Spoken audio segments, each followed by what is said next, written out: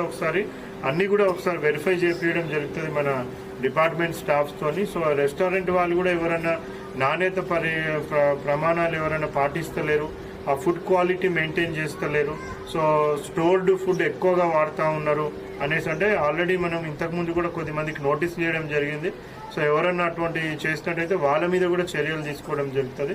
So దయచేసి అందరూ కూడా రిక్వెస్ట్ ఏంటంటే పబ్లిక్ ఇన్స్టిట్యూషన్స్లో కానివ్వండి, ప్రైవేట్ ఇన్స్టిట్యూషన్స్లో కానివ్వండి, రెస్టారెంట్స్లో కానివ్వండి, ప్రతి దగ్గర కూడా మనము ఈ ఫుడ్ క్వాలిటీ మెయింటైన్ చేసుకుంటే ఈ ప్రమాణాలన్నీ కూడా మనము పాటించినట్టయితే, ఆ క్వాలిటీ మెయింటైన్ చేసినట్టయితే ఇటువంటి ఏ కూడా ఫుడ్ పాయిజనింగ్ కేసెస్ కావు. ఇప్పుడైతే వాళ్ళ పిల్లలకి ఎవరు కూడా ఏమీ అపాయం స్థితిలో లేరు.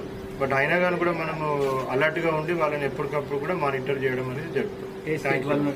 స్టేట్స్ నుంచే ఉన్నారు, బీహార్ నుంచి అట్లా ఉన్నారు వాళ్ళు. సో అదర్ స్టేట్ పిల్లలే ఉన్నారు. బట్ ఏ స్టేట్ ఉన్నా కానీ మనం వాళ్ళకి ప్రాపర్ మెడికల్ కేర్ వాళ్ళకి ఇవ్వడం మన బాధ్యత కాబట్టి, సో మనం ప్రాపర్గా వాళ్ళని చెక్ చేసుకొని టోటల్గా వాళ్ళు రికవర్ అయినాకనే వాళ్ళని పంపించడం జరుగుతుంది. 8 మెంబర్స్ ఆల్రెడీ సిమ్టమ్స్ అంతా సబ్సైడ్ అయిపోయినాయి. 2 పర్సన్స్కి ఒక్కటి కూడా కొద్దిగా ఫీవర్ ఉంది. అది కూడా డాక్టర్స్ చెప్పేది ఏంటంటే ఈవినింగ్ వరకు అది కూడా సబ్సైడ్ అవుతుంది అని చెప్తా ఉన్నారు. సో వాళ్ళు ప్రాపర్గా అయినాకనే వాళ్ళని మనము డిశ్చార్జ్ చేయడం అనేది జరుగుతుంది.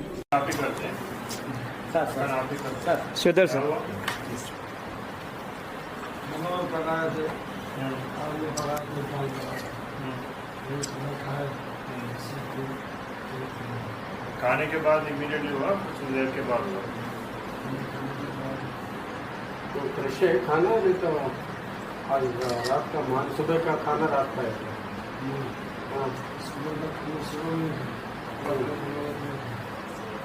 रात का खाने के बाद हुआ, दोपहर के बाद हुआ, दोपहर खाने के बाद हुआ। आप ही ठीक है, दो आदमी है थोड़ा बुखार कम है।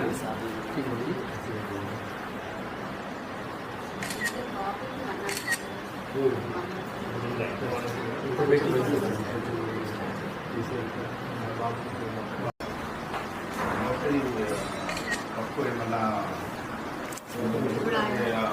షాంపూలు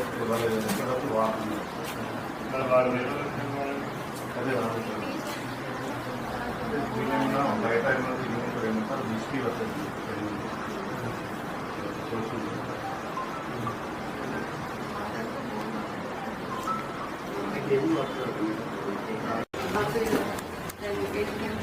ఇక్కడ